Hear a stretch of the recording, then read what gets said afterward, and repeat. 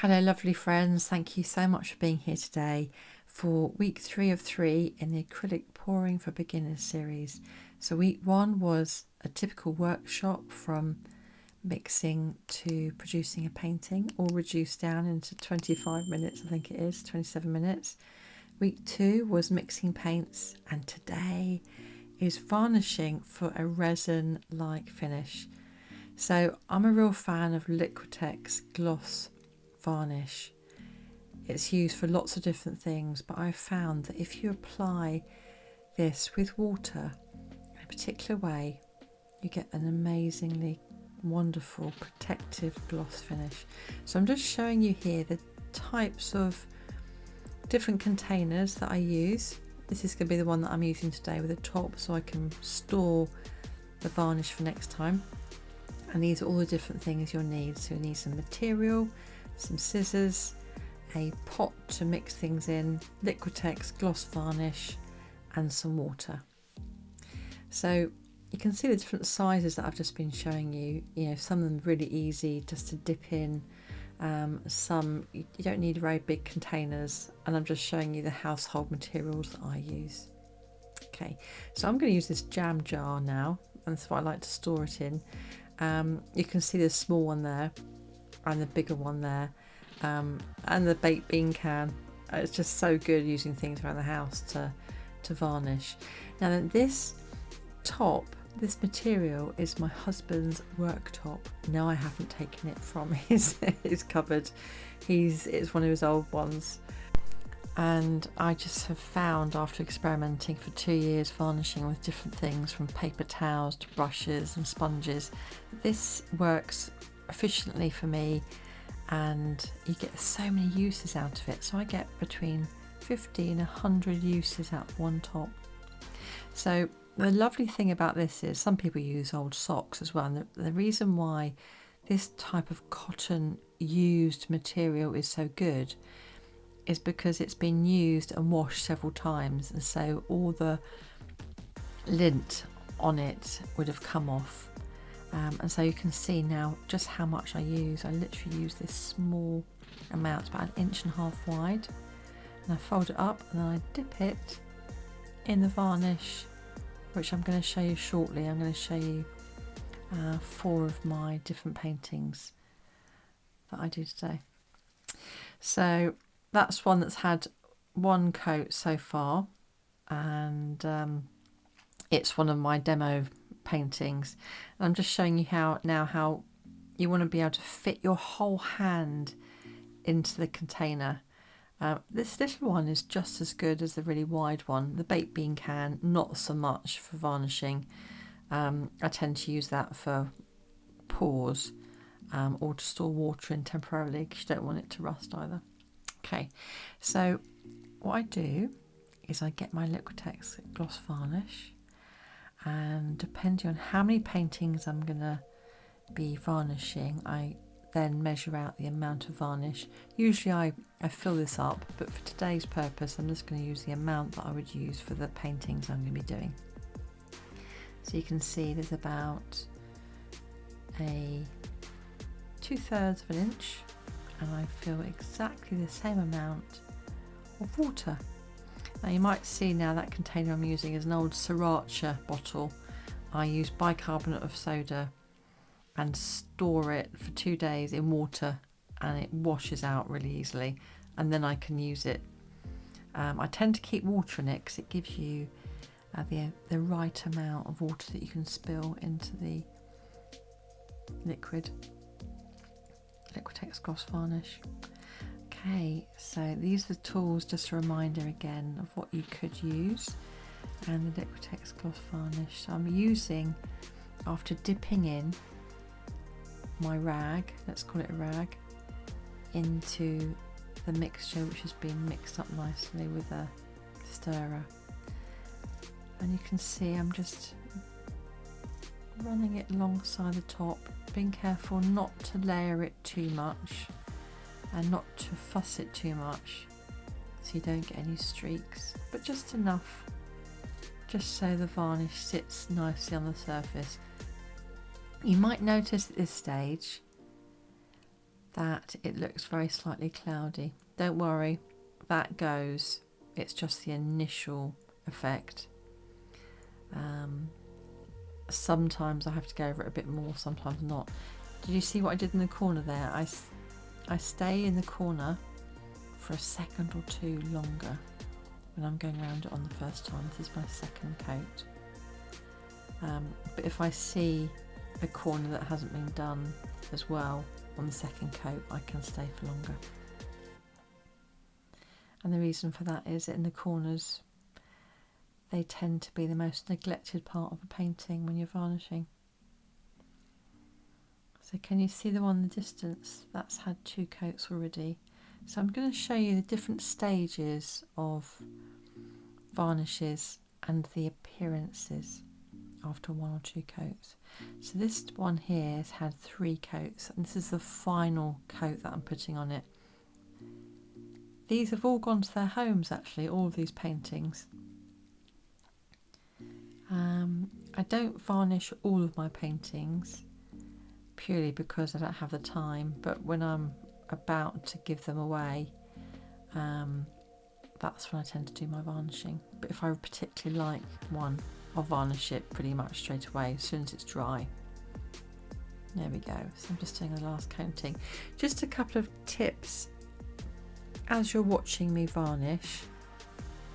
So some of the benefits of varnishing with Liquitex gloss varnish is that it provides a really good UV protection, so you can hang these paintings in the sun. It provides a hard, durable surface, and it makes the colours appear more vibrant and saturated. So when you're painting and you see some of the colours fading a little bit, when you apply the varnish, that colour comes back. It's lovely. One of the drawbacks is that it can be more difficult to work with. The fumes are slightly stronger, and it might be more expensive if you were going to use a pouring medium, which some people use. I've tried that. It doesn't seem to have the same effect for me. And I've tried resin. At the moment, this isn't. It feels easier.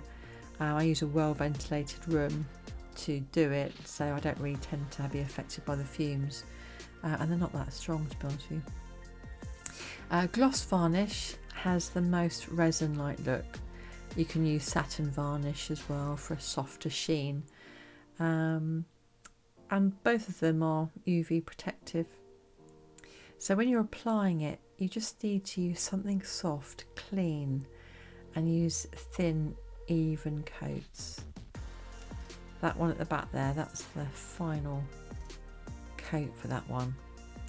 There's also, if you ever scratch your painting after you've varnished it, or you have a dog hair in it, which is quite a common thing for me, even though the environment is Eve free, my black Labrador free, and sometimes not, I have to keep a real eye on the hairs because they float around. And of course dust particles and things, so you want to have it in a pretty clean, dust-free room as best you can. So yeah, multiple thin layers are better than one thick one, and if you allow each layer to dry completely before applying the next coat, that's a big top tip. So this one I'm just applying now, its first coat. This is really satisfying because the colours in this one are lovely, but you'll just see them pop as I begin to add the gloss varnish. So the clarity of the varnish is something people ask about, and it actually makes it clearer. It's durable.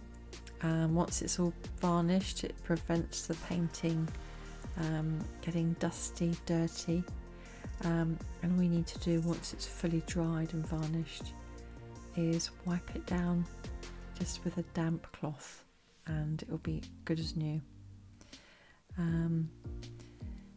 You want to make sure that your artwork is completely dry. Now this is something that people often ask, how long do I leave it?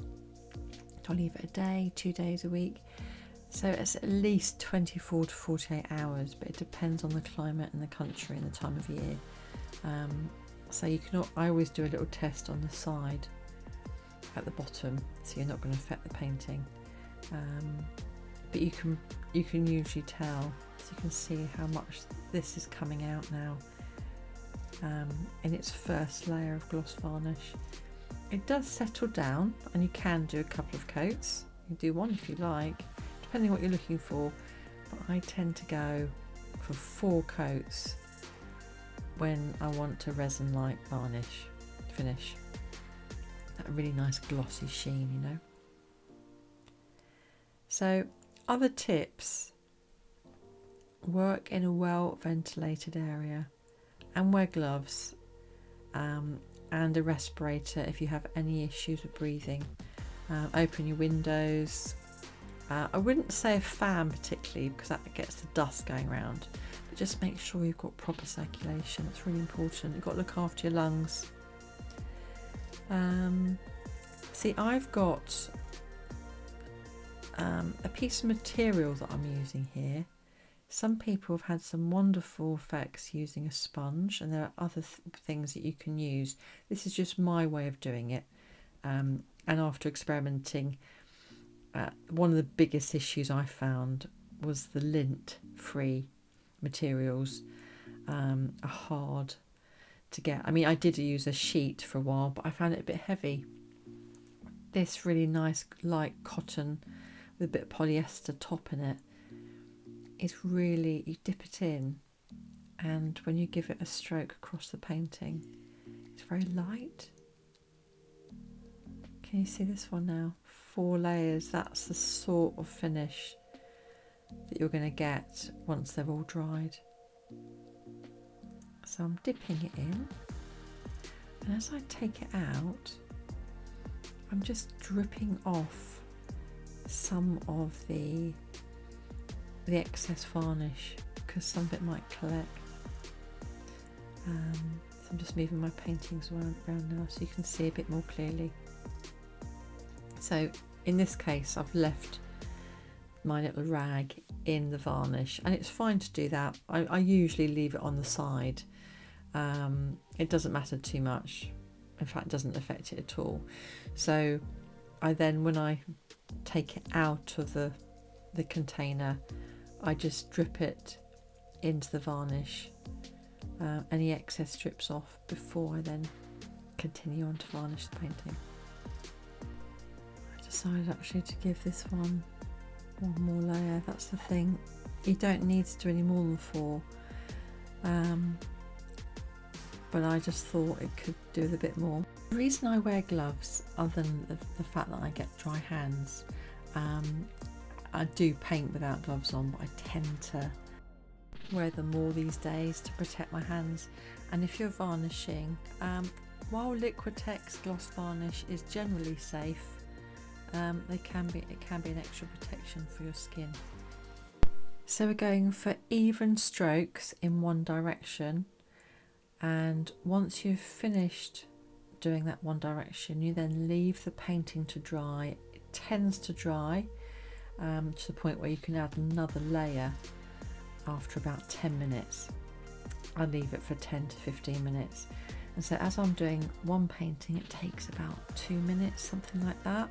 Then I move on to the next one. So I like to have a nice lot of paintings lined up, but just so I could, to fit it into the screen and show you guys today, I've just got 4 going on today. And then once they're dry, you then go in the opposite direction. So you've just seen me there go lengthways, and then when I come back to that painting, I then go to the width, from one side to the other. Okay, so you continue applying the varnish until the whole surface is covered, including the corners, as I said earlier. And once it's dry completely, it depends on the different varnishes. If you're using a different varnish to Liquitex, it might take longer to finish, and I've used other varnishes, but this is my preferred one. So you can see there me going from the other side of the painting now rather than lengthways. I'm going widthways. So for an even deeper finish, you put on another couple of coats. So as I said before, it's 4 coats, occasionally 5. And when you're doing a larger painting, you'll need to make sure that you get the same amount of varnish coverage with each stroke, which obviously you'll need to dip in a little bit more and do. I found that when I was doing smaller canvases to begin with, they looked glossier than my large ones, and it was literally because I was not applying enough varnish. It's just something to think about. So when you work in sections, you ensure that every application you're avoiding overlapping the wet areas unless there's a streak, but try not to be too worried about it because it's really versatile, it's really easy to work with, and as long as you've done those even strokes like on that one there, that's a typical successful first time addition of the varnish on that one. As in, and see how glossy this finish is, and it's really up to you to think, well, is this the desired result that I would like, especially on a black base? It just makes it look so glossy. It's easier for me. It feels like it's really hard and protected, and it's just given it a really lovely look, and the colours are popping. So it's been a delight sharing this with you today. I hope it's been useful. It's how I do it. Don't forget, practice makes perfect. You know, none of us are perfect. We need to practice, we need to experiment, we need to look at what works for us, experiment with different application techniques, have a look at the effects of your artwork, and with knowledge and practice you'll be able to achieve stunning professional resin-like finishes on your acrylic pours in no time. So I just want to say thank you so much for being here. I appreciate you. Any questions, always happy to answer. Happy painting, happy creating. Love you guys, and hope to see you again soon.